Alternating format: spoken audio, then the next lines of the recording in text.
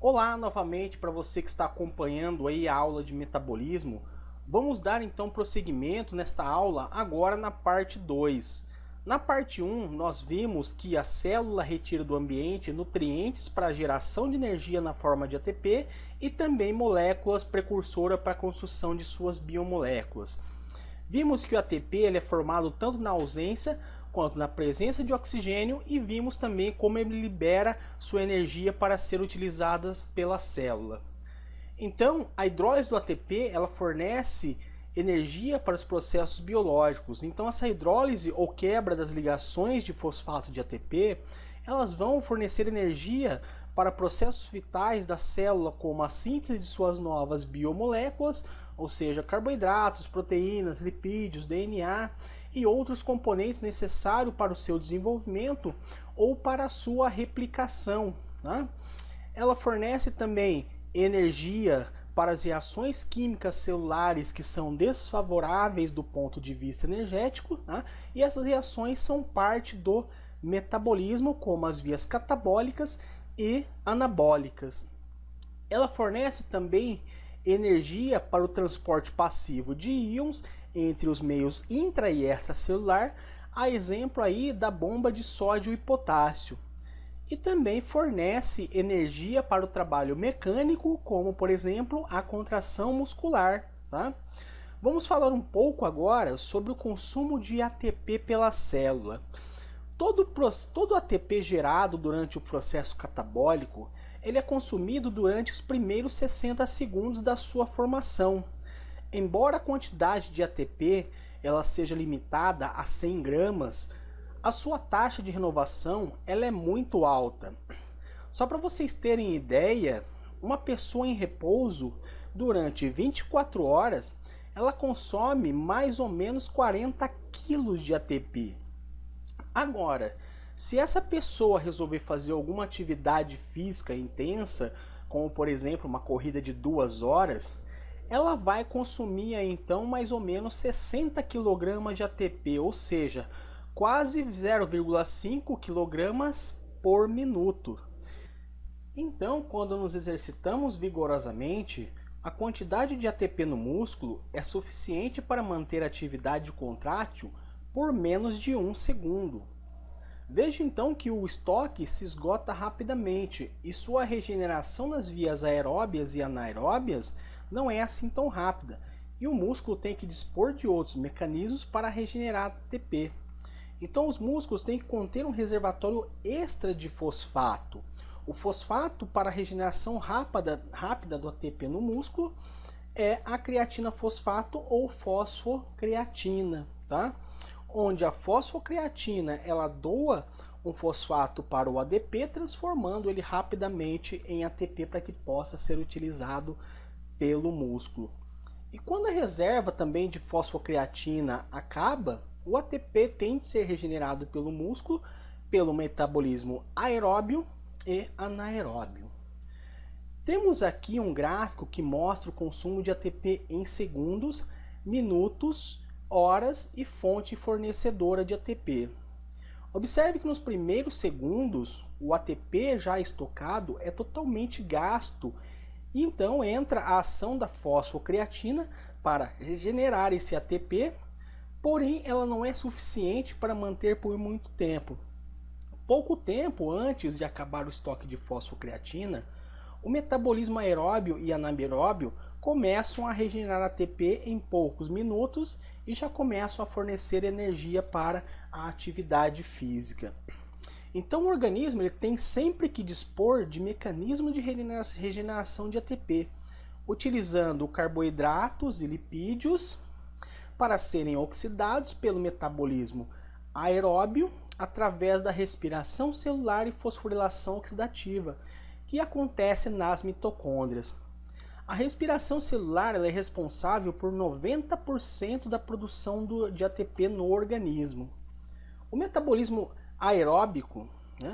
anaeróbio, ele pode ocorrer nos músculos e eritrócitos, mas o saldo de ATP não é expressivo quando comparado ao metabolismo aeróbio.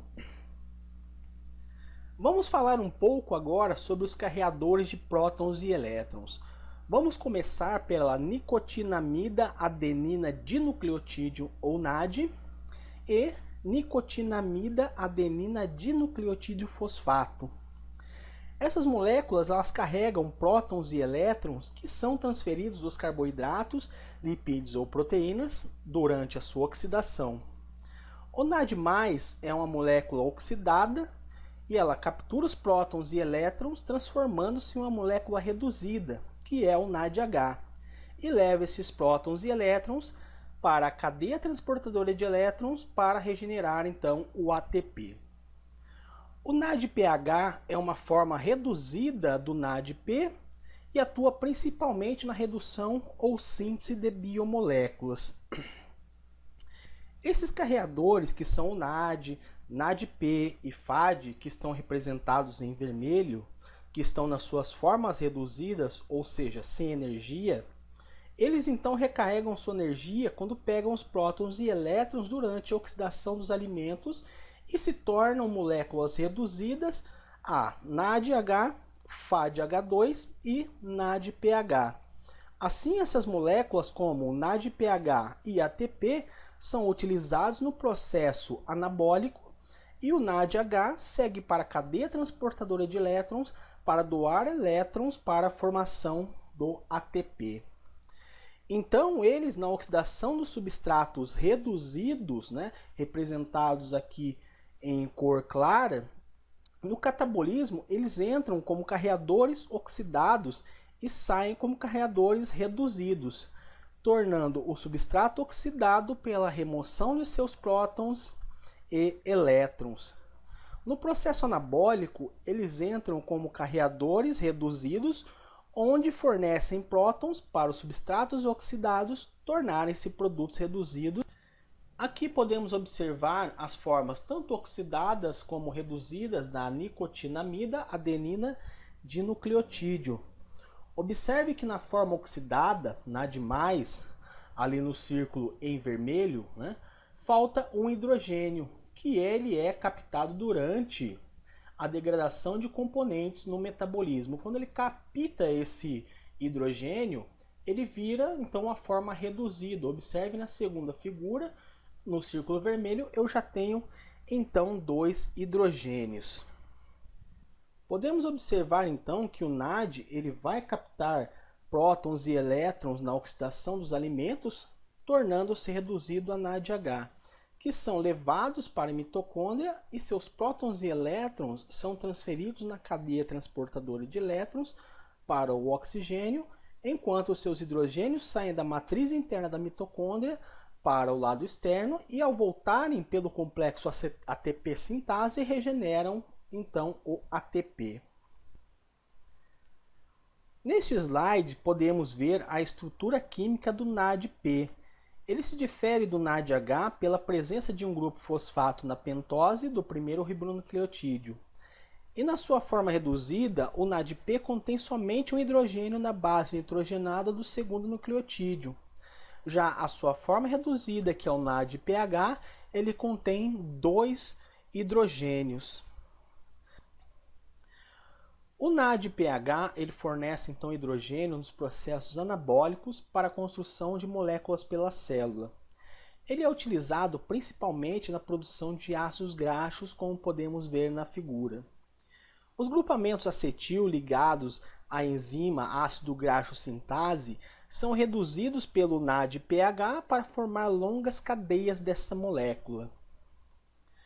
Outro carreador de elétrons é a flavina adenina dinucleotídeo, que é constituída por uma molécula de flavina, que é derivada de vitaminas, ligadas a um açúcar, que é o ribitol, mais uma molécula de ADP. Assim como o NADH, ele também carrega prótons e elétrons e vão doá-los na cadeia transportadora de elétrons para a síntese de ATP. Vamos falar um pouco agora sobre a coenzima A, que nada mais é do que um transportador de grupos acetil gerado pela degradação dos nutrientes energéticos, como carboidratos, lipídios e proteínas, em uma primeira etapa. A coenzima A é derivada da vitamina pantotenato.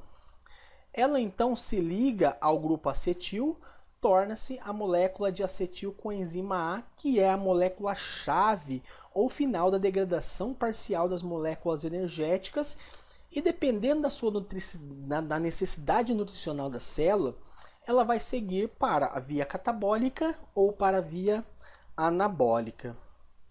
Nesta figura, então, temos a representação de como os grupos acil são transferidos para a coenzima A. Os carboidratos armazenados na forma de glicogênio sofrem glicogenólise, liberando moléculas de glicose que passam por glicólise e transferem-se em grupos acil para a molécula de coenzima A. Os triacilgliceróis armazenados no tecido adiposo sofrem lipólise para liberação de ácidos graxos que passam pela beta-oxidação e liberam seus grupos acetil para a coenzima A. As proteínas sofrem proteólise e liberam aminoácidos, e sua degradação também transfere grupos acetil para a coenzima A. Mais uma vez, observando neste gráfico, todas as moléculas são oxidadas até gerarem grupos acetil, que são transferidos para a molécula de coenzima A, gerando assim a acetilcoenzima A, que dependendo da situação energética, doa o grupo acetil para o ciclo de Krebs para gerar mais carreadores de elétrons para serem utilizados na fosforilação oxidativa para gerar ATP. Quando a célula precisa de novas moléculas, ela vai ser direcionada então para a formação de lipídios, aqui todos representados em azuis, como fosfolipídios, ácidos graxos, hormônios esteróis, ácidos biliares e outros lipídios. Muitos carreadores de elétrons são derivados de proteínas, a exemplos do NADH e NADPH e FADH2, que são derivados da vitamina B2 e a coenzima A derivada do pantotenato. As vias metabólicas. Nós vimos que o metabolismo ele é dividido em catabolismo e anabolismo. Então as vias catabólicas, ou seja, as vias de geração de energia e oxidação de moléculas, são a glicólise, que é a quebra da molécula de glicose até gerar piruvato. Esse piruvato vai ser transformado em acetil-CoA e vai seguir então para a respiração celular. Agora já no caso da fermentação, o piruvato ele segue para a fermentação ou lática ou alcoólica. Outra via é a glicogenólise, que é a quebra do amido estocado. Essa quebra vai liberar a glicose para que ela possa então ser oxidada para gerar ATP. Fermentação, eu já falei. A lipólise, que é a quebra dos triacilgliceróis armazenados no tecido adiposo, para liberar ácido graxo para a próxima via, que é a beta-oxidação, que vai utilizar ácidos graxos para gerar ATP. O catabolismo dos aminoácidos e o catabolismo dos compostos nitrogenados. As vias anabólicas são a glicogênese, que é o armazenamento de glicose na forma de glicogênio, a gliconeogênese, que é a geração de glicose pelo organismo através de precursores sintéticos, a lipogênese, que é o armazenamento de ácidos graxos na forma de triacilglicerol no tecido adiposo, a formação de aminoácidos e a formação de compostos nitrogenados. Pessoal, falamos um pouco então sobre aí o metabolismo. Bom, e essas são as vias catabólicas e metabólicas que vamos ver aí nas próximas aulas. Pessoal, muito obrigado por terem assistido esse vídeo, espero que tenham gostado. Quem gostou, deixa aí seu like e se inscreva no canal. Obrigado e até o próximo vídeo.